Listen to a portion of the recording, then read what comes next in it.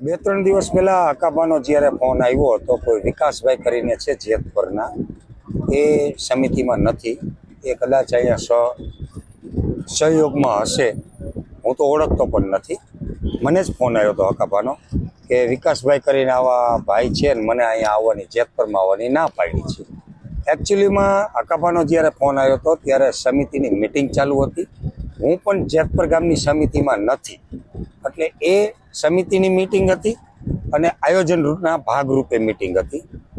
આખા ગુજરાતમાંથી ડાયરાના કલાકાર કે સાહિત્ય કલાકાર તરીકે હકાબા ગઢવી મર્દનો દીકરો એક જ એવો છે કે જેને અમારા આ આંદોલનને સમર્થન કર્યું છે. હકાબાની જાંબાજીને દિલેરીને સલામ છે. હકાબાએ અહીંયા કાર્યક્રમ પણ કર્યો હતો અને હકાબાએ સ્ટેજ ઉપરથી અમારી સમિતિને સમર્થન પણ આપેલું છે. તો ક્યાંક ને ક્યાંક ગેરસમજ છે કે આજે નહીં આવતા એવું કીધેલું વિકાસભાઈએ. અને હકાબા અમારા ભાણુભા છે, અમે એના મામા છીએ. એના માટે 24 કલાક આ સ્ટેજ અને છાવણી હકાબા જેવા સેલિબ્રિટી માટે રાહ જોઈ રહી છે. કારણ કે વિકાસભાઈ એટલે ના પાડી હતી કે હકાબા જેવી વ્યક્તિ આવતી હોય તો સમિતિના કોઈ આગેવાનો હાજર જોઈએ, કારણ કે એનું આગતા સ્વાગતા કરવા માટે કોઈ તો જોઈએ જવાબદાર.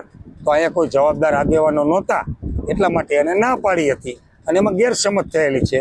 પણ હકાબા અમારા કવિરાજ છે, કાંઈ નહીં, અમારા ભાણુભા છે, એનો સ્વાભાવિકપણે થોડો થતો ગુસ્સો હશે. તો હું એની દિલથી સમિતિ વતી, જેતપર ગામ વતી અને હું વ્યક્તિગત મારા મિત્ર છે, હું અમારા ભાણુભાની માફી માગું છું અને હું એને અહીંથી આમંત્રણ આપું છું કે હકાબા ગઢવી આપ પધારો, આપની છાવણી રાહ જોઈ રહી છે. વેલકમ, જેતપર આપની રાહ જોઈ રહ્યું છે. જેતપુરમાં ગયો તો હું ડાયરો કરવા માટે. ડાયરો કર્યા પછી મને પ્રતિભાવ મળ્યો, ખેડૂતનો પ્રેમ મળ્યો એટલે મને થયું હું ફરીવાર સાવણીમાં જઉં. સમર્થન આપ્યું સાવણીમાં, બીજી વાર જો સમર્થન આપ્યું સાવણીમાં, ત્રીજી વાર મને ના પાડવામાં આવી આગેવાનો દ્વારા. ખેડૂતને ખેડૂત ના પડતા, આગેવાનો ના પડે. એમને શું તકલીફ હોય કે ખબર તમે ન આવતા. એટલે પછી કીધું હવે ખેડૂતને હું જાણતો કરતો મને આવા ના પાડે, કારણ ખેડૂત મારી માથે નો ઓડિયો ગોળ્યો નાખે કે મને આવવાની ના પાડે છે જેતપુરમાં. જાઓ ના પાડવાનું કારણ ખબર નથી પડતી શું કારણ છે. ના પાડે છે કંઈક તો કારણ છે જ તે, કારણ કે મિટિંગ કરે છે એટલે કે તમને ના પાડી છે. મિટિંગ તો જાહેરમાં થવી જોઈએ, બધા ખેડૂત સાંભળીને થવી જોઈએ, લાઈવ થવી જોઈએ મિટિંગ, ને વિડીયો ચાલવો હોવો જોઈએ લાઈવ. સાનિમાની મિટિંગ શું લે કરવાની? એવી કેવી મિટિંગ કરો તમે? ખેડૂતને ખબર ન હોય એવી? ખેડૂતને ખબર હોય તમે મિટિંગ, તમે આગેવાન છો.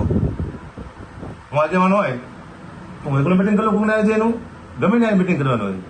આખી સમિતિની મિટિંગ કરે તો લાઈવ થવું જોઈએ, એમાં શું બોલે છે બધાને ખબર હોવી જોઈએ. એવી મિટિંગ કેવી છે ખાનગી થાય? ખેડૂતને ખબર પડવી જોઈએ કે આપણી માટે કોણ લડે છે, શું લડે છે, આપણી માટે કોણ શું ન્યાય માંગે છે. લાઈવ ટુ લાઈવ થવું જોઈએ.